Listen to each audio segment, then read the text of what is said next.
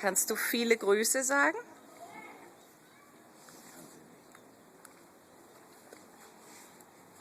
Kann nur so sein.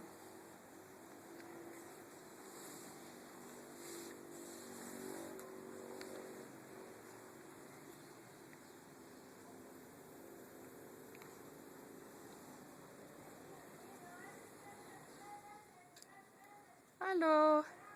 Vorsicht, Mami, du rutschst gleich ab. Rutsch mal ein bisschen nach hinten, Mamita. Damit du nicht runterfällst. Gut, so ist gut.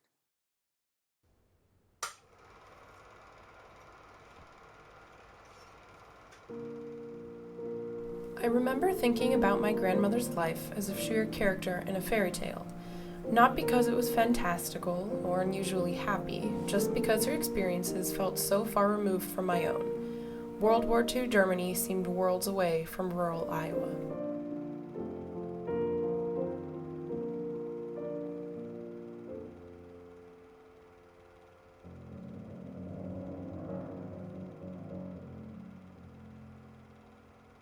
Even though she lived much of her life as a farmer's wife after marrying my grandfather at age 21, she never lost her enthusiasm for music and storytelling that came from her previous life as a piano and journalism student in Germany.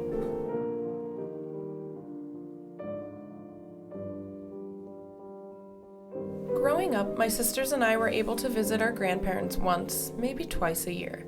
We remember our grandmother comforting us at each departure, saying, "It's good that you're leaving. If you never leave, you can never say hello again." When we would then ask her why she was crying, she would answer, "These are happy tears. I'm just thinking about your next arrival."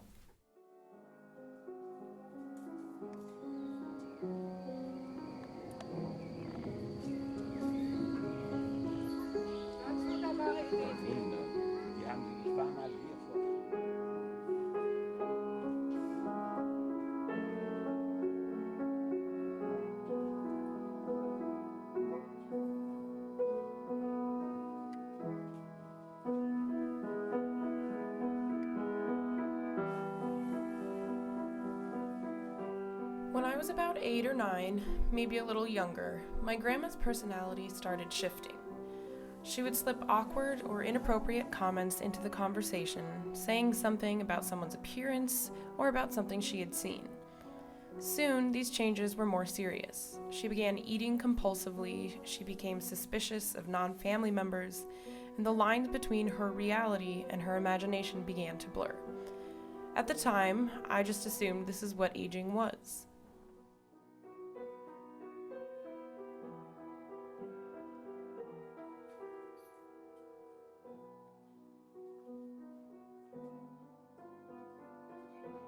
With this scan, you'll see hot colors like red, orange, yellow in the active parts of the brain. And then you'll see colder colors like green, blue in the less active parts of the brain. What I see here is there's a lot of hot orange, red in the posterior portions of the brain. But if we look at the frontal areas, this is not subtle at all. So it shows that there's a disease process involving the frontal lobes.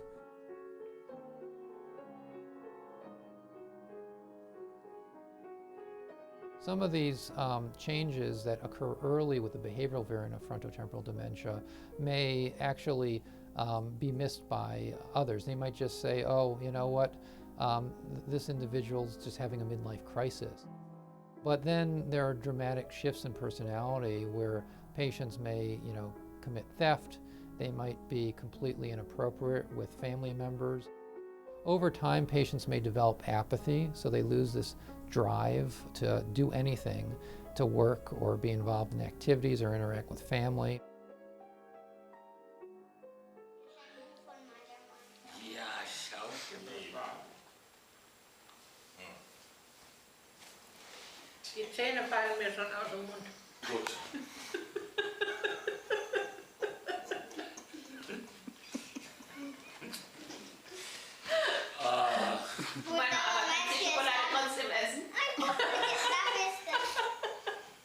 Guck, da war ich auf Besuch. There were countless times in the late stages of my grandma's disease when my family and I would feel like terrible people. We would all be sitting around, enjoying time together, and my grandma would do something unexpected or strange, and the rest of us wouldn't be able to contain our laughter. Eventually, we stopped being self-conscious about this because we realized it was the only way we were able to stay sane, or at least remain as close to sanity as possible. You know, humor is something that is really important because it's a mechanism, it's a coping strategy for resiliency. And we know that frontotemporal dementia is actually multiple times harder to be a caregiver for a patient with frontotemporal dementia than Alzheimer's disease. Literature has shown that. And really, humor is a really sophisticated coping mechanism. And so it is a tragedy at the end of the day, but you know, one has to make the most of it, and being able to find light in what you're dealing with, it's going to get everyone through, you know, the difficult years. And I completely support that. And some people are better at humor than others, or some people are more optimistic than others. And we need these people to help the family, you know, survive, you know, this experience.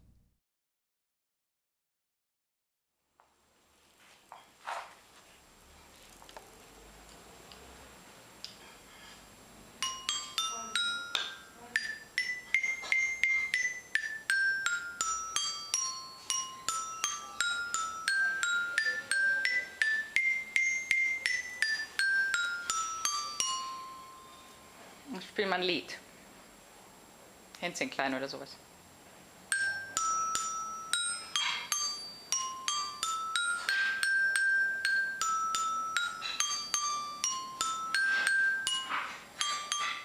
Playing music is one of the most important connections I had with my grandma. To this day, I can't hear a Beethoven sonata without picturing her tinny piano in the patio. I think about our link through music and my enjoyment of raucous laughter, which I also luckily inherited from her. And I can't help but wonder what else I could have inherited from her. Will my genetics also slowly dissolve my personality, humor, my interests, and my general self?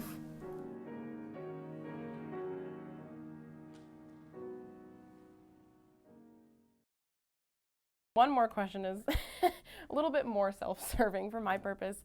Is FTD genetic? Mm-hmm. Okay, so what are the chances that I would get it because my maternal grandmother had it? So relative to Alzheimer's disease, frontotemporal dementia has a greater chance of heritability. So in Alzheimer's disease, you know, when we think about the genetic conditions, that represents anywhere from 1 to 5% of Alzheimer's disease. That's not the case for frontotemporal dementia. So up to 40% of frontotemporal dementia is inherited.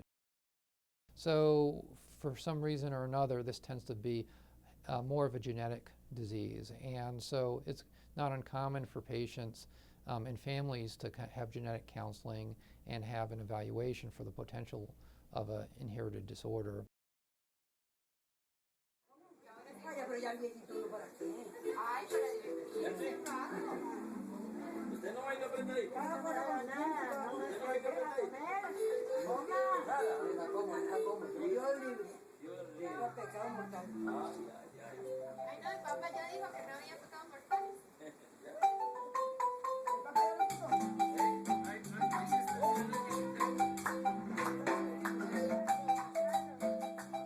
I look back on my grandma's life and trace the journey she took from complete dependence as a child to autonomy as an adult, and then her descent back into dependence.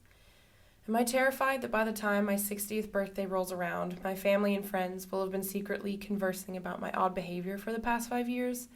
Absolutely. I can't even begin to imagine the feeling of losing the most important aspects of my lifestyle.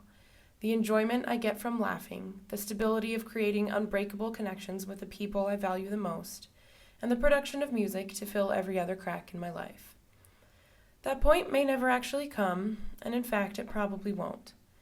All I can do right now is ask myself, how can I create the life I want if there's a chance that it could be revoked?